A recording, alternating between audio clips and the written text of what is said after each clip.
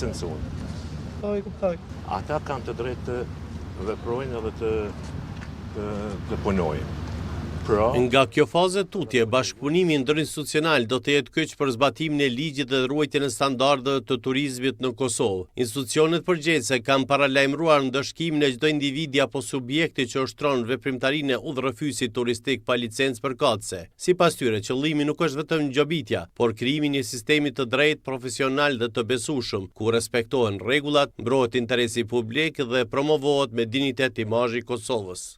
Presim që përmes këtyre gvidave të rregullojmë tregun turistik edhe mos ta lejojmë që në tregun turistik të Kosovës të hynë kushdo edhe të flet çka do rreth trashëgimisë kulturore të Kosovës, rreth statutit të Kosovës, rreth luftës të ushtrisë qëndrore të Kosovës. Shtrembrimet e fakteve historike të Kosovës janë të papranueshme, ndërsa me licencimin e përcjellësve turistik do të eliminohen këto dukuri, thot Muhedin Nushi. Nga java e ardhshme ne do të fillojmë veç me zbatimin e plot të ligjit dhe me ndëshkimin e të gjithë atyre të cilët nuk I zbatojnë